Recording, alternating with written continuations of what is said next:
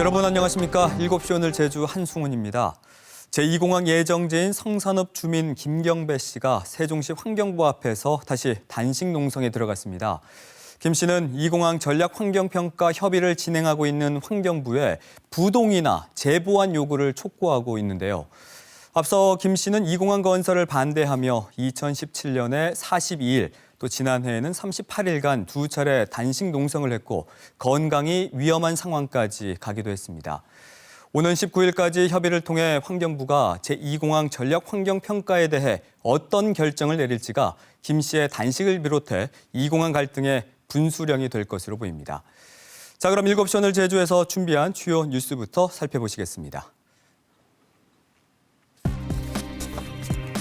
소비 부진 등으로 올해 노지 감귤 가격이 약세를 보이는 가운데 제주도가 작은 크기의 감귤 2만 톤을 시장 격리하기로 했습니다. 지난 1981년 이른바 막걸리 보안법으로 국가 공권력으로부터 피해를 입은 고 홍재화 씨 사건에 대해 법원이 무죄를 선고했습니다. 뉴스 후를 통해 홍 씨 유족의 이야기를 들어봅니다. 제주 연안의 산재에 있던 해안 사고가 빠른 속도로 사라지고 있습니다. 벌써 80% 넘게 소실된 것으로 파악됐는데 뉴스픽에서 원인과 대책을 알아봅니다. 오늘 첫 소식 노지감귤 관련 내용입니다. 올해 노지감귤 가격이 지난해보다 20% 가까이 떨어지자 제주도가 공급량을 조정하기 위해 시장 격리 조치까지 하기로 했습니다. 이면희 기자입니다. 감귤 수확에 여념없는 한 농가입니다. 잦은 비와 태풍이란 악재에도 감귤밭을 애써 일궈냈지만 제값을 받지 못해 근심이 깊습니다. 값이 안 좋다 보니까 지금 농민들이 입장에서는 상당히 힘듭니다. 적자만 나고 몸만 고대지고 나이는 들어가고 이걸 접어야 되겠다는 친구들도. 제주도 조사 결과 최근 노지감귤 도매시장 가격이 5kg 기준 6,000원을 밑돌며 지난해보다 20% 가까이 떨어졌습니다. 시장에 유통된 감귤의 14%가량이 생산비와 유통비 기준의 손익분기점보다 낮은 가격에 판매됐습니다. 이 때문에 비상품이 아닌데도 일부 크기의 감귤이 폐기되거나 가공용으로 처리되고 있습니다. 출하해봐야 생산 원가에도 못 미치고 실질적으로 농가한테 들어가는 것은 마이너스이기 때문에. 제주도도 감귤 가격 회복을 위해 다른 지방 출하 물량 조절에 나섰습니다. 우선 유통비와 가공비도 건지지 못하고 있는 지름 67에서 70mm 이하 크기의 감귤을 시장에서 격리하기로 했습니다. 설 명절까지 60억 원을 들여 2만 톤을 수매할 계획입니다. 작년이나 재작년 보면 한 10에서 20% 이렇게 적게 출하되는 거에도 불구하고 이제 가격이 이렇게 하락하고 있습니다. 이번에 특단위 대책을 이렇게 하게 된 겁니다. 또 소비시장 판매 상황을 지켜보면서 공급 물량을 조절하는 등 감귤 가격 회복을 위한 세부 계획을 조만간 추가 발표할 계획입니다. KBS 뉴스 이면입니다. 이 공항 속보입니다. 해안가 양식장은 새를 유인하기 때문에 조류 충돌 위험을 분석하는 데 중요한 시설 가운데 하나인데요. 성산 지역에는 80곳이 넘는 양식장이 있는데 국토부는 제2공항 전략 환경 영향평가에서 가장 기본적인 양식장 수조차 엉터리로 집계했습니다. 최승민 기자입니다. 양식장이 모여있는 성산읍의 해안가입니다. 양식장 배출수가 나오는 곳 주변에 오리떼 수십 마리가 몰려 있습니다. 양식장 먹으러 양식장에서 뭐 찌꺼기 내린 거 먹을 줄 알았어. 자기네 존재가 아마 있는가 봐요. 제2공항 전략 환경 영향평가를 검토한 한국환경정책평가원은 이처럼 새를 유인하는 시설인 양식장이 성산 지역 해안에 다수 있는 것도 입지 부적합 의견의 한 원인으로 꼽았습니다.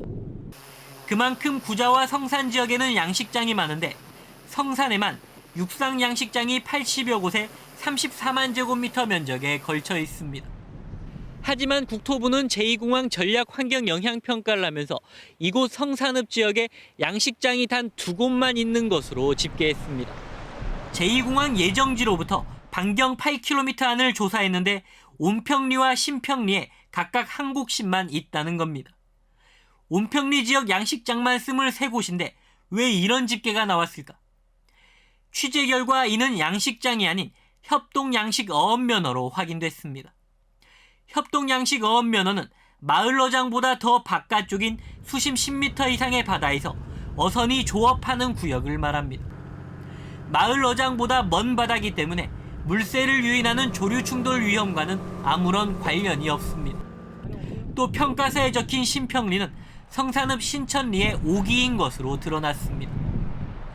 80여 곳이나 있는 양식장을 2곳뿐인 협동양식 어업면허로 집계한 게 조류 충돌 위험 항목을 줄이려는 고의적 의도인지는 불분명하지만 5조 원이 넘는 국책사업의 환경 영향 평가가 매우 부실하다는 지적은 피하기 어렵게 됐습니다.